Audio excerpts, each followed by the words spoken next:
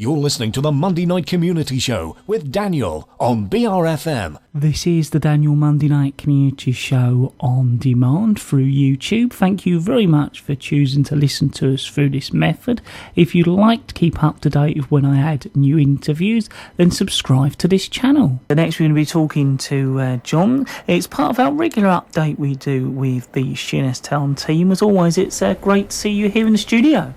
Hello Daniel, nice to be back.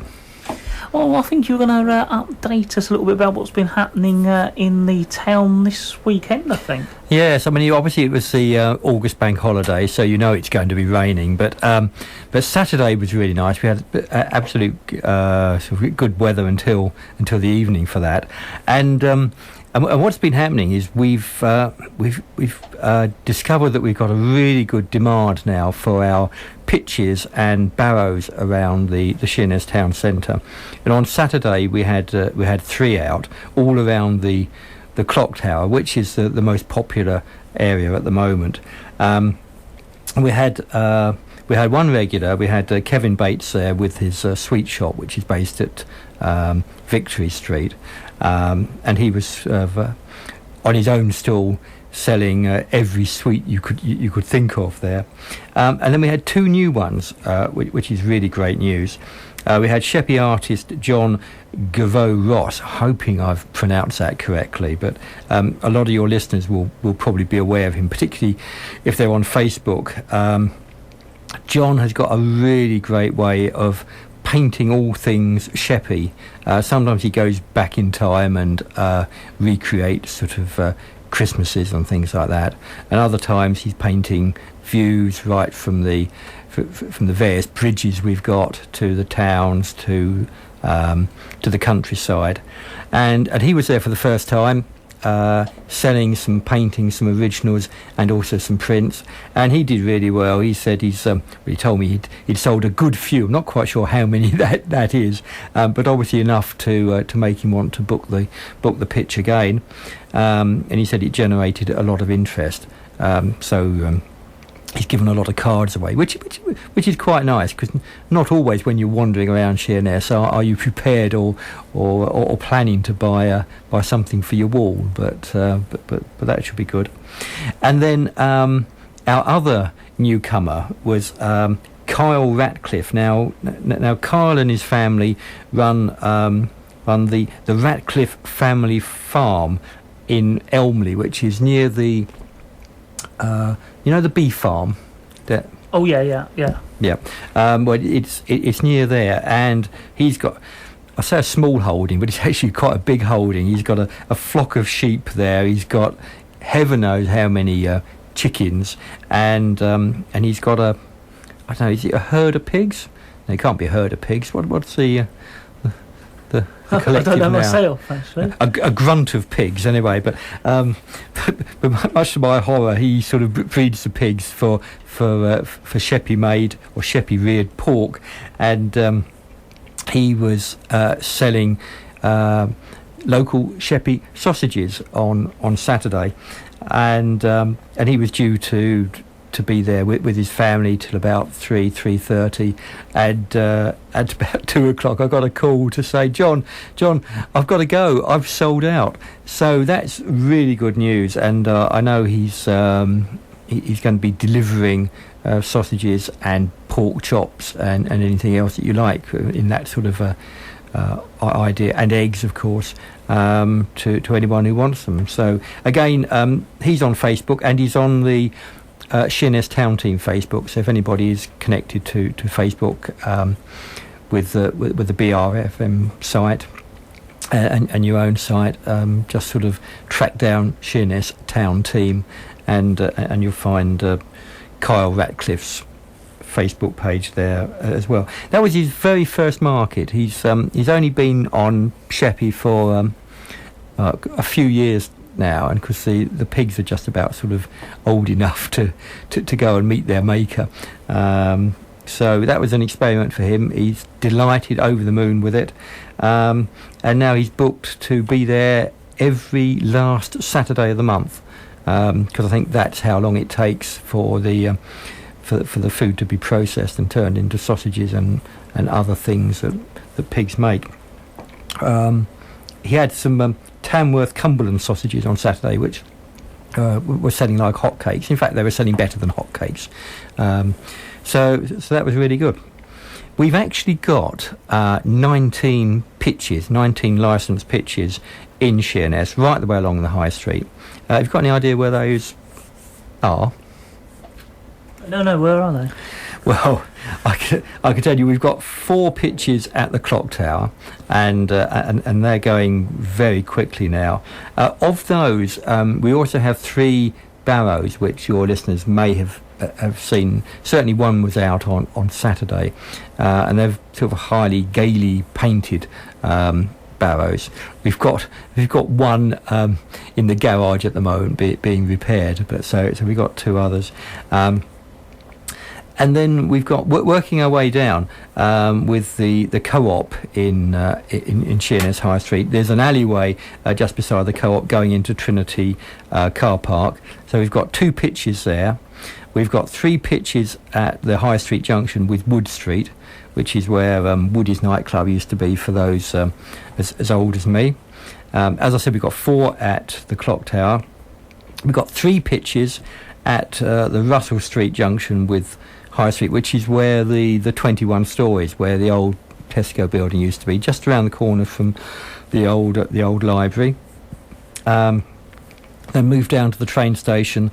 We've got 2 pitches at the entrance to Beachfields by the War Memorial, and then where that stainless steel statue is of a sailing boat just outside McDonald's, we've got 5 pitches there. So they're all up for grabs. The pitch on its own is £10, which is comparable with any other town, and certainly comparable with the market on Tuesdays and Saturdays. And then if you want one of our barrows, it's an extra £20. So it's £30 a day with pitch and barrow. And for our regular bookers, we do a discount on the barrows as well, so it can come down. But the idea is to encourage local traders, perhaps people who haven't got a shop and want to experiment. They've probably been working from home, doing something like that, making cakes.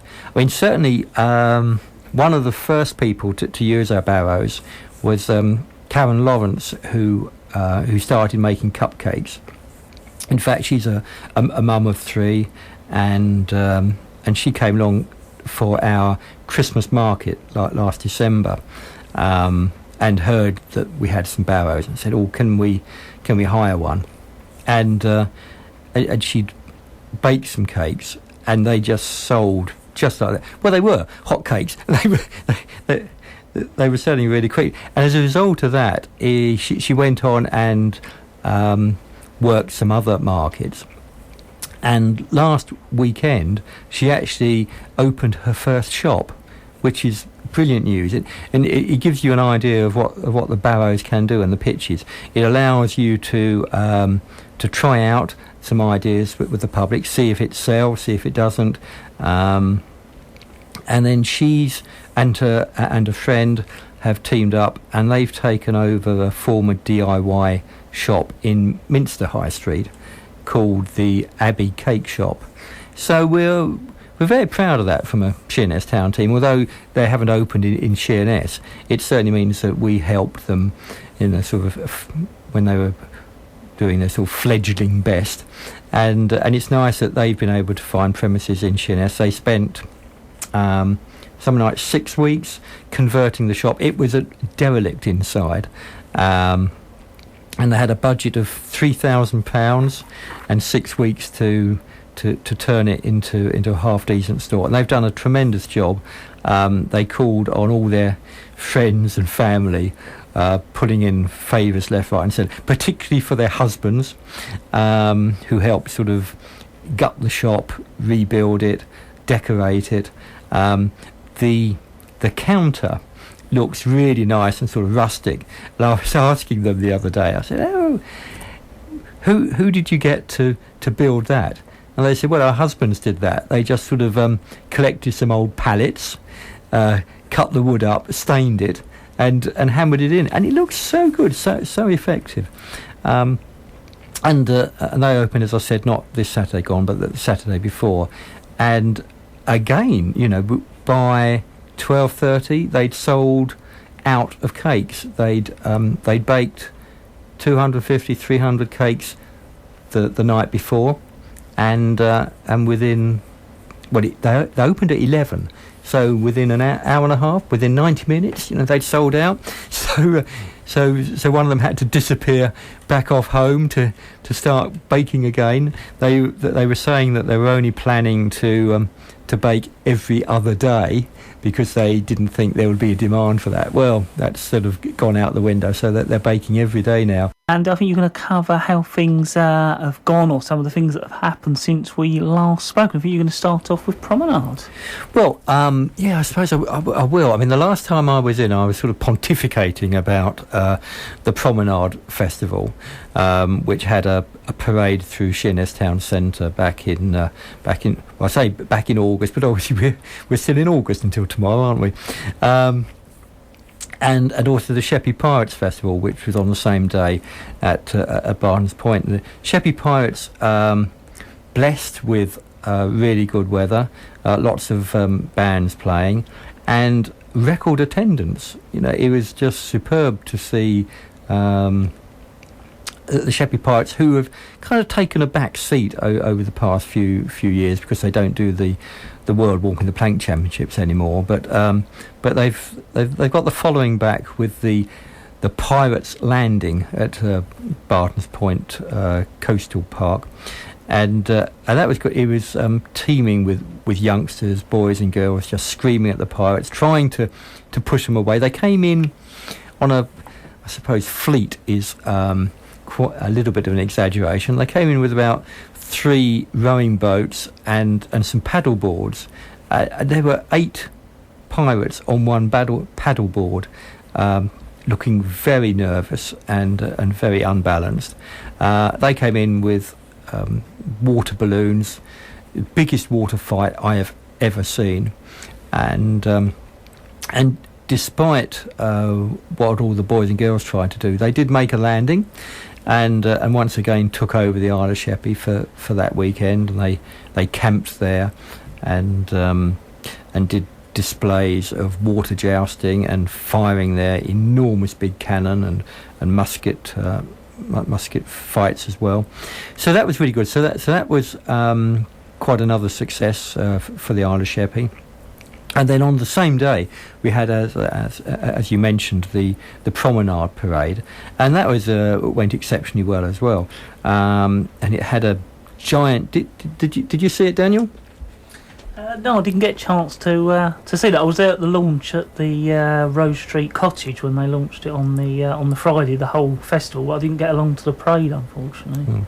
Well, they had a chap called Henry Slack who spent hours, weeks, months in the back of his garage building a giant model dragon, as you do, and that led the parade, and that was great. There were lots of sort of mermaids and monsters and mythical creatures as well, which was really, really popular.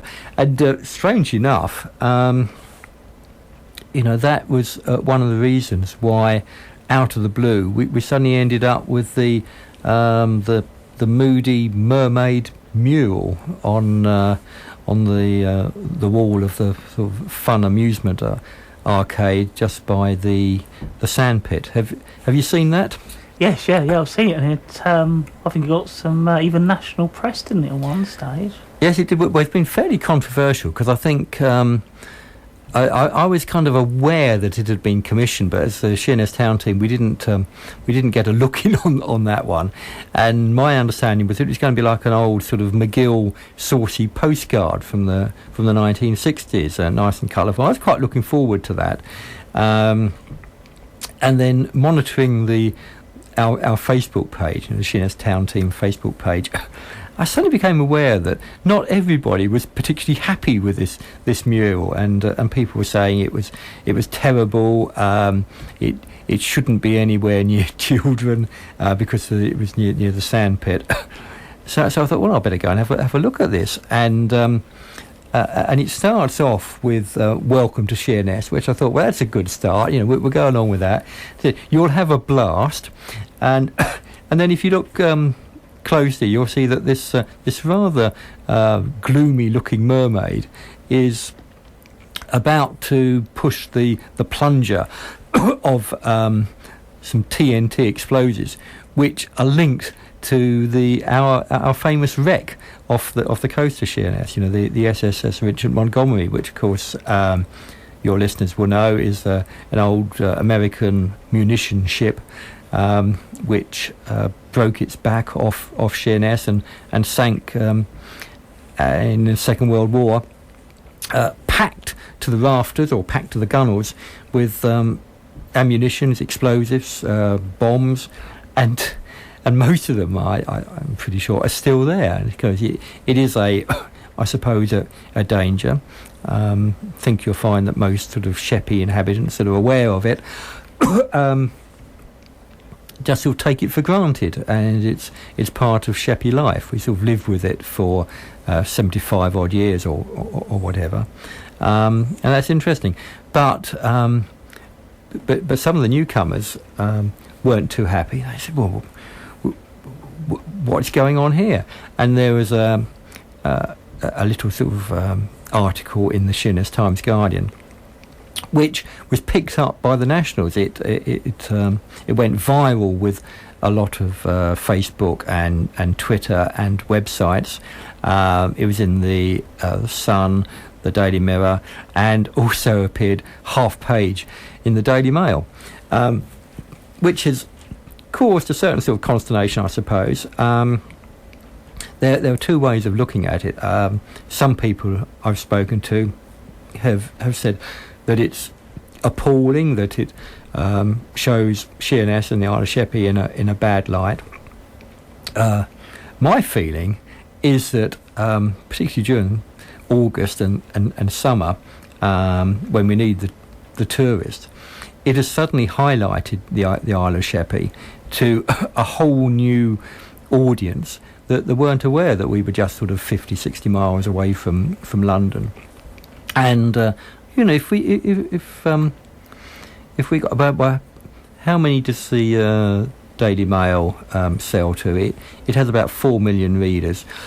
So if we had 10% of those who popped down to have a look and to just sort of gawp at the Sheppey Moody Mermaid, I'd be really happy with that, because I guess a few of them would be buying cups of tea, coffee, and a bucket and spade perhaps from our traders. So I'm quite happy with that. What feedback have you had, Daniel? What do you think about it? Well, I think that's one of the nice things with art, in some ways, is whether you like it or you don't like it, it can get people talking, and it can highlight things that people weren't aware of. So, because that bit of art, again, whether people like it or dislike it, it's got into the papers and national papers and that, can create awareness or remind people of an area that's there, So I think that's one of the things that art can do. It's the indirect result of art, which is what, I've always liked to make people aware of. Like we all say, the Turner Contemporary, a lot of fuss about the building and all that, but indirectly it's changed the town. So there's that indirect side that art can bring, which is what that has achieved it in a way. Well, it's certainly true that there's an awful lot of sort of artistic people on the Isle of Sheppey, and at the moment they don't really have I suppose anywhere to exhibit, not permanently anyway. So one of the things I think would be quite nice to have on Sheppey, particularly in Sheerness, is some kind of art gallery, or at the very least kind of a shop selling souvenirs, including sort of paintings and things like that. Particularly things like from John Ross, who we mentioned earlier on. But there's lots of artists, because you're an artist yourself, are you not? Yes, yeah. Yeah, so yes. I mean, would you like a shop like that in Sheerness? Yeah, I think it'd be nice. I think I was saying a minute ago while we were listening to the record. There used to be the Castle Gallery, although it was in Queenborough, so it didn't always get lots of people there. It still, created a community of artists who were showing there and working there, and it built up, and in a lot of ways it sort of showed some really good local art. So there's no reason why it couldn't work, and I think artists would certainly use it if it was there. Absolutely. I mean, my dream, or sort of pipe dream, is the water tower in Sheerness, which is sort of a terribly looking sort of derelict building, very, very sad, but it's got quite a bit of land around it, and I just love to see the bottom of that used for a farmer's market, where we're able to sell produce coming from Kent, and particularly from the Isle of Sheppey. And there's enough space there for 3 stories. So upstairs you could have like a restaurant where you could go and be fed with the food from downstairs. You could actually buy your food downstairs, take it up, get the chefs to cook it for you. Very much like they do at the goods shed in Canterbury. So the idea has already proved that it works. And then there's space upstairs for a gallery, a Sheppey gallery, and I would imagine that there's quite a bit of space. You could have some nice lighting there, and for my money, that would be a great use of the building. It's quite a distinctive building. I'm told that it will probably cost the better part of £1 million to bring it into some kind of usable state. So it's a lot of money. Certainly that the council doesn't have that sort of money. It will need a huge grant, or preferably a private company, private enterprise to do that. But to expect anybody to do that, they would need it to be a business concern. So I don't know. I mean, perhaps some of your listeners have some other ideas. There is I keep mentioning Facebook, mainly because it's just sort of a source of mad ideas. But somewhere in Facebook, I think there is the Water Tower page, or the Sheppey Water Tower page, and someone, I don't know who they are, but they spent inordinate amount of time doing a CGI, sort of a computer-generated graphic of what the water tower could look like inside, and you take this sort of tour of the water tower, and they've actually put a nightclub upstairs, which is no bad thing as well. I mean, there's not many sort of residential houses nearby to worry about the noise, but obviously other people have got ideas what it could be used. Have you got any ideas? What?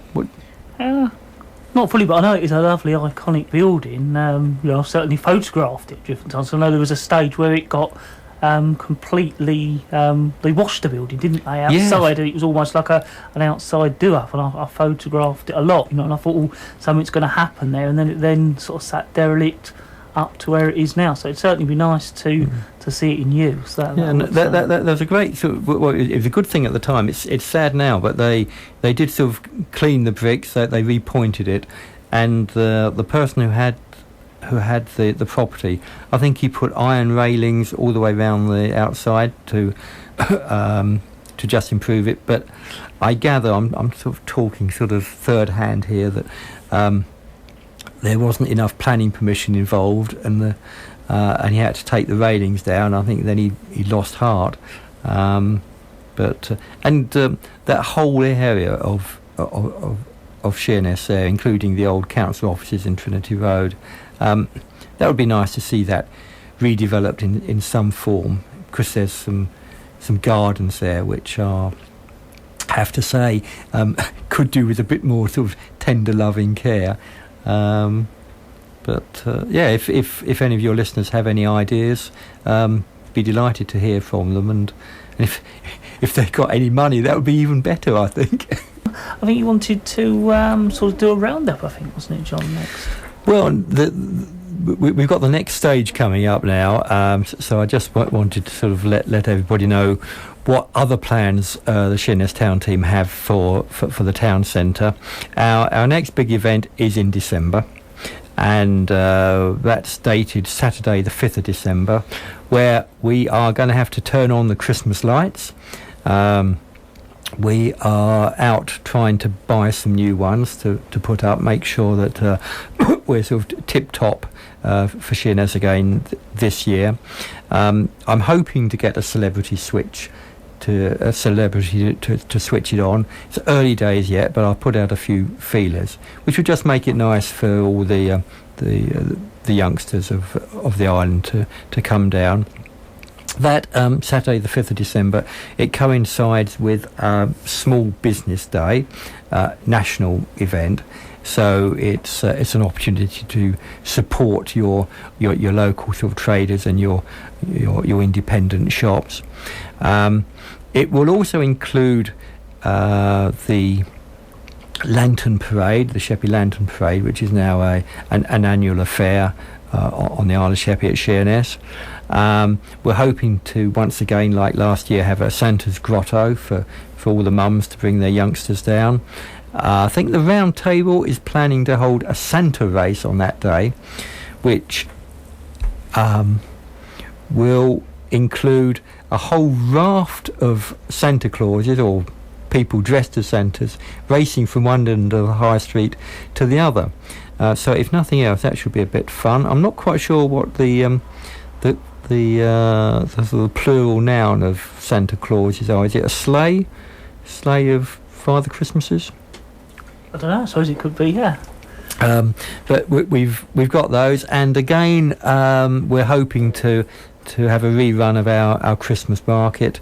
I know the people that came last December enjoyed themselves and had a great time, so that would be nice to do. And that leads us on to 2016. We're trying to get some extra money from the council, as always, but we're budgeting at the moment for an Easter Island themed Easter egg hunt at Easter. So that's good. The classic music and car show, which we had this June, it would be really nice to bring that back for a second showing. Everybody that came down there, particularly the car owners, really enjoyed it and said that they would love to come back to Sheerness again, because they just love a drive out to the seaside. July would be nice to do a Sheppey farmers market. We haven't done one of those before. And we were trying to do it this year, but you always need a little bit of time to get that together. So if anybody knows any contacts for Sheppey farmers, that would be useful. August is coming back into summer, and it'd be nice to have a good event happening every weekend during August. We've obviously got the Sheppey Pirates Festival, which I think is the 1st of August or something like that. We've got, I think the Promenade Procession will be back. There's the Sheppey Carnival, which is in August. And one idea we've had was to have the Sheppey Spectacular, which I think we mentioned on this show before, where it's a showcase of entertainment from the holiday camps and holiday parks, actually put on a show in Sheerness, so that people from Laysdown and East Church and Minster can come into Sheerness, have a look round, see what they're missing, and also the Sheerness people can see what's on offer on the rest of the island. So it's a nice sort of interchange there, and we can have a kind of end of the pier show, although of course Sheerness hasn't got a pier. I don't think it ever did have it. It had a kind of a jetty, didn't it? But that would be good, with some dancing girls and comedians and bands and singers, and perhaps some knobbly knee contests. Let's go completely retro. Let's sort of have a blast from the past on that one. Not sure where we're going to have it. Try to do like a stage in Sheerness, perhaps in Beachfields, perhaps in the High Street, perhaps even, if Santa Circus comes back, have it in the Big Top. What do you think about that, Daniel? Yeah, it would always be nice.